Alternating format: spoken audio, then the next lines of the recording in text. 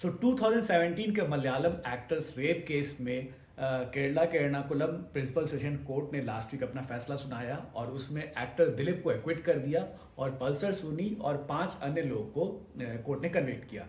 दिसंबर 12 को इस केस का जो डिटेल्ड वर्डिक्ट है वो सामने आ गया है और उस डिटेल्ड वर्डिक्ट को पढ़ के हमें समझ में आता है कि दिलीप को आखिर इस केस में एक्विट क्यों किया गया। हालांकि बहुत सारे लोग जो है वो इस एक्विटल से इस जजमेंट से नाराज़ है। इनफैक्ट स्टेट गवर्नमेंट ने भी कहा है कि वो इसके खिलाफ ऊंची अदालत में जो है इस केस को चैलेंज करेंगे। तो आइए इस वीडियो में पहले समझने की कोशिश करते हैं कि आखिर दिलीप को कोर्ट ने एक्विट क्यों किया गया। प्रोसिक्यूशन का कहना था कि दिलीप को उस एक्टर से पर्सनल दुश्मनी थी क्योंकि उसने दिलीप के एक्स्ट्रा मैरिटल अफेयर को पब्लिक कर दिया था। इसी वजह से दिलीप ने हिस्ट्री शीटर सुनील कुमार, जिसको पल्सर सुनी के नाम से जो लोग जानते हैं, और 5 लोगों को एक्ट्रेस के साथ रेप करने और उसका वीडियो बनाने के लिए हायर किया था। लेकिन जज, जो प्रिंसिपल सेशन कोर्ट के जो जज हैं, उनका नाम है जज होनी एम वर्गेश, उन्होंने डिफेंस के पक्ष में फैसला दिया और कहा कि दिलीप का इस क्राइम से कोई लेना देना नहीं है क्योंकि ये क्राइम स्टैब्लिश नहीं हो पा रहा है जो दिलीप ने किया था ना। अलग अलग पॉइंट्स हैं, उनको हम डिटेल में स्टैब्लिश करने की कोशिश करते हैं। जो पहला पॉइंट था वो था कि प्रोसिक्यूशन ने क्लेम किया था कि दिलीप की जो पहली शादी थी मंजू वॉरियर से, ये जो विक्टिम एक्ट्रेस हैं, ऐसा दावा था प्रोसिक्यूशन ने जो क्लेम किया था कि सिंस जो विक्टिम है उन्होंने मंजू वॉरियर को दिलीप के एक्स्ट्रा मैरिटल अफेयर के बारे में जानकारी दे दी थी, इस वजह से दिलीप जो है वो उस विक्टिम से नाराज थे, खफा थे और उन्हें सबक सिखाना चाहते थे और इसी वजह से उसने पल्सर सोनी को हायर करके उसके साथ रेप करने और उसका वीडियो बनाने के लिए कहा था। लेकिन कोर्ट ने कहा कि जो प्रोसिक्यूशन है वो दिलीप और इस एक्टर जो विक्टिम है इसके बीच दुश्मनी को ही इस्टेब्लिश नहीं कर पाई है। उसका कहना है कि दिलीप के पास कोई मोटिवेशन ही नहीं है उस एक्टर के साथ इस तरीके के क्राइम को कॉन्स्पायर करने का, और ये चूंकि ये कोई इन दोनों के बीच की दुश्मनी स्टैब्लिश नहीं कर पाई है प्रोसिक्यूशन, ये एक पॉइंट था जिसकी वजह से कोर्ट ने दिलीप को एक्विट किया। कोर्ट का मानना था कि कोई भी विटनेस दिलीप और उस सर्वाइवर के बीच दुश्मनी को कंक्लूसिवली प्रूव नहीं कर पाई है। Now coming to second point, prosecution ने कहा कि दिलीप और पल्सर सोनी मिले और मिलकर क्राइम जो है वो कॉन्स्पायर किया। कोर्ट ने कहा कि प्रोसिक्यूशन सिर्फ इतना ही साबित कर पाई है कि सुनी ने फिल्म साउंड थोमा जो 2013 में रिलीज हुई थी उसके दौरान एक्टर मुकेश के ड्राइवर के रूप में काम किया था, सुनी ने काम किया था, जिसमें दिलीप भी एक्टर थे, उस फिल्म में दिलीप भी एक्टर थे। ये साबित नहीं हो पाया कि दोनों 2013 में एर्नाकुलम के अबाद प्लाजा होटल और 2015 में थ्रिशूर के जॉयस पैलेस हॉस्टल में मिले थे और साजिश रची थी, क्योंकि ये एलिगेशन था कि इन होटल में जो इनकी जो मीटिंग हुई थी पल्सर सुनी और दिलीप के बीच में, उसमें ऐसा क्राइम जो है वो ये कॉन्स्पिरेसी रची गई थी। लेकिन इस मीटिंग को ही साबित करना जो है वो प्रोसिक्यूशन के लिए मुश्किल हो गया और इस वजह से कोर्ट ने जो है वो माना कि जो दिलीप और सोनी की जो गहरी दोस्ती की जो बात कर रहे हैं कि दिलीप जो है वो पल्सर सोनी के काफ़ी गहरे दोस्त थे और दोनों ने मिलकर ये क्रिमिनल कॉन्स्पिरेसी जो है वो रचा था। तो कोर्ट ने कहा कि ये प्रोसिक्यूशन जो है ये बात साबित ही नहीं कर पाया है कि कि दिलीप जो है और पल्सर सोनी जो है वो एक दूसरे के इतने करीबी थे। नाउ थर्ड पॉइंट, प्रोसिक्यूशन का कहना था कि दिलीप और सोनी के बीच पैसे का लेन देन हुआ। करीब 1.5 करोड़ रुपए में ये कॉन्ट्रैक्ट दिया गया था दिलीप के द्वारा पल्सर सोनी को। अब इस मनी ट्रेल को भी जो है वो प्रोसिक्यूशन साबित नहीं कर पाई। कोर्ट ने इस जो मनी ट्रेल की बात है उसमें कहा कि दिलीप ने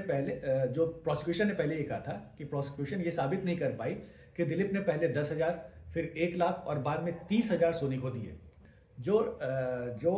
कैश विड्रॉल जो दिलीप के अकाउंट से हुआ और जो पैसे सोनी के अकाउंट में गए हैं उन दोनों का लिंक प्रूव नहीं हो पा रहा है। मतलब जो भी विड्रॉल दिलीप के अकाउंट से हुआ है और जो पैसा सोनी के अकाउंट में गए हैं उन दोनों का कोई तालमेल जो है वो प्रोसिक्यूशन इस्टेब्लिश नहीं कर पाई है। ये एक सबसे बड़ा पॉइंट था क्योंकि ये मनी ट्रेल जो है वो पूरा दिलीप के अकाउंट से पैसे निकल करके पल्सर सोनी के अकाउंट में जाना, ये पूरा जो मनी ट्रेल है ये जो है वो प्रोसिक्यूशन प्रूव नहीं कर पाई थी। ये एक और पॉइंट था जिसकी वजह से दिलीप को रिलीज किया गया था। Now coming to the fifth point, prosecution ने कहा था कि नवंबर 2016 में एक फिल्म थी, उसकी शूटिंग के दौरान सुनी और दिलीप के बीच कई ज़रूरी मीटिंग हुई थी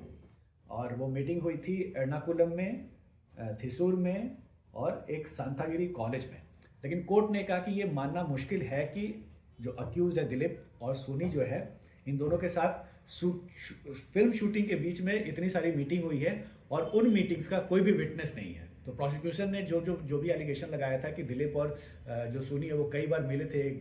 एक दूसरे से, और कई कुछ फिल्म शूटिंग के दौरान इन दोनों की मीटिंग हुई थी, लेकिन उन मीटिंग्स का कोई चश्मदीद गवाह नहीं था। तो प्रोसिक्यूशन जो है वो इन मीटिंग्स को ही प्रूव नहीं कर पाया, और कोर्ट ने कहा कि हमारे पास आपके पास कोई विटनेस ही नहीं है जो ये प्रूव कर पाए कि इन दोनों एक्टर्स के बीच कोई मीटिंग हुई थी, और इस वजह से इस दावे को भी जो है कोर्ट ने रिजेक्ट कर दिया। Now coming to the six point, prosecution ने कहा था कि पल्सर सोनी ने जब वो जेल में था, काकाना डिस्ट्रिक्ट जेल में पल्सर सोनी जब वो था, तो उसने दिलीप को एक लेटर लिखा था, और लेटर में उसने जो भी इस क्राइम के लिए जो उसने पैसे जो दिलीप ने पैसे उसको देने वाले थे, उसका एक सर्टेन अमाउंट जो है वो अभी दिलीप उस पल्सर सोनी को मिलने वाला था, जो कि अभी तक मिला नहीं था। तो वो पैसे डिमांड करने के लिए सोनी ने दिलीप को जेल से एक लेटर लिखा था, लेकिन ये बात भी कोर्ट के सामने प्रोसिक्यूशन साबित नहीं कर पाया, क्योंकि जो लेटर राइटिंग की जो बात है, प्रोसिक्यूशन ने कहा था कि सीसीटीवी में ये चीज़ें मौजूद है कि सीसीटीवी में वो लेटर लिखते हुए दिख रहा है, लेकिन जज ने कहा कि जेल के जितने भी सीसीटीवी विजुअल है वो रिलायबल नहीं है, और लेटर लिखने के टाइम से मैच नहीं करते। सातवां पॉइंट जो है, प्रोसिक्यूशन ने एक फ़ोन कॉल का जिक्र किया था, और उसमें ये कहा गया था कि जेल से किसी और कैदी के स्मगल्ड फ़ोन से पल्सर सोनी ने दिलीप को कॉल किया था पैसे मांगने के लिए। नाउ डिफेंस ने ये बात भी प्रोसिक्यूशन का जो है इसको बेबुनियाद बताया। आठवां पॉइंट जो ये है कि प्रोसिक्यूशन ने कहा था कि अरेस्ट से पहले सोनी दिलीप की पत्नी जो है काव्या माधवन, उनकी शॉप जाकर दिलीप से संपर्क करने की कोशिश की थी।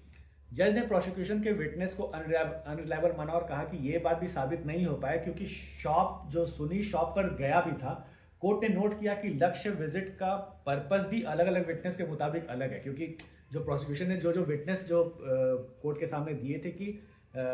सोनी का जो है वो इनकी वाइफ के साथ मीटिंग भी हुआ था, वो सारे जो विटनेसेस भी थे वो सब ने अलग अलग स्टेटमेंट दे दिए, तो वहाँ पे भी जो है वो चीज़ें जो है वो गड़बड़ हो गई। एक और इल्ज़ाम जो था, प्रोसिक्यूशन ने कहा था कि जब ये क्राइम हुआ था उस वक्त दिलीप ने हॉस्पिटल में एडमिट होने का एक झूठा एलिबाई क्रिएट किया था, लेकिन डिफेंस ने कहा कि मास्टर कॉन्स्पिरेटर जो है उनके लिए तो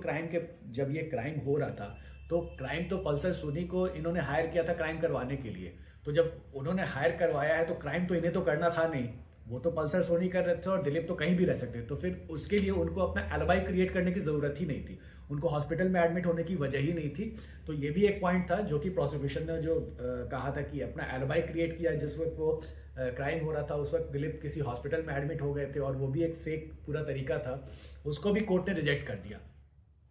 डिफेंस ने कहा कि क्राइम लोकेशन पर मौजूद होने की जरूरत नहीं थी, इसलिए झूठे मेडिकल रिकॉर्ड्स बनाने की भी कोई जरूरत नहीं थी। जज ने कहा कि प्रोसिक्यूशन ये प्रूव नहीं कर पाई कि दिलीप ने किसी डॉक्टर को इन्फ्लुएंस किया है। एक और जो पॉइंट था वो प्रोसिक्यूशन ने दावा किया था कि पल्सर सोनी ने कन्फेशन किया था, जिसमें कि उसने ये कहा था कि उसने और दिलीप ने मिलकर ये पूरा साजिश जो है वो रचा है, और पैसे का लेन देन को भी कन्फेस किया था किसी इंटरव्यू में, नॉट इंटरव्यू में, पुलिस के सामने। लेकिन जज ने जो इस केस के जो जज थे उन्होंने नोट किया कि कन्फेशन जो है वो कोर्ट के सामने कभी पेश ही नहीं हुआ, क्योंकि जो ये प्रोसिक्यूशन का दावा था कि इन्होंने जब पल्सर सोनी ने पुलिस के सामने ये कन्फेस किया है, लेकिन वो कन्फेशन जो है वो पुलिस के सामने जो कन्फेशन होता है उसको कोर्ट में इनएडमिसिबल माना जाता है, तो वो कन्फेशन भी कोर्ट में कभी सामने नहीं आया। तो ये भी एक रीज़न था कि ये जो है वो प्रोसिक्यूशन का केस जो है यहाँ पे वीक हो गया। तो ये सारे पॉइंट थे जिसकी वजह से कोर्ट ने जो है वो दिलीप को एक्विट किया। हालांकि अभी लगता है कि ये केस अभी और लंबा चलेगा, क्योंकि इस केस को आगे चैलेंज करने की बात की जा रही है। जिस दिन ये डिटेल वर्डिक्ट आया है उसके बाद 14 दिसंबर को उस एक्टर ने, जो विक्टिम है इस केस में, उन्होंने एक इंस्टाग्राम पोस्ट भी शेयर किया, और उन्होंने कहा कि ये जो वर्डिक्ट है वो उनके लिए कोई बहुत बड़ी हैरानी वाली वर्डिक्ट नहीं है, क्योंकि उन्हें पता था कि ऐसा ही होने वाला है। और उन्होंने ये भी कहा कि आई डोंट ट्रस्ट, उन्होंने कहा कि उनका स्टेटमेंट है कि not every citizen in this country is treated equally before law. तो उनके हिसाब से उनका ये भी दावा था कि जो इन्वेस्टिगेटिव ऑफिसर्स जो हैं उन्होंने इस केस में जांच पड़ताल ठीक से नहीं किया था, और कई सारे पॉइंट्स उन्होंने रेज किए कि उनके जो एविडेंस की जो बात थी, जो उन्होंने एप्लीकेशन दिया था, जो रिक्वेस्ट किया था, जिस तरीके से इन्वेस्टिगेशन को आगे बढ़ाने के लिए, पुलिस ने उनके रिक्वेस्ट को माना नहीं। और हालांकि अभी स्टेट गवर्नमेंट जो है केरला की, उसने भी कहा है कि इस केस में वो अभी हो सकता है इस वर्डिक्ट को चैलेंज आगे के कोर्ट में करे। तो देखना होगा कि आगे इस केस में और क्या होता है।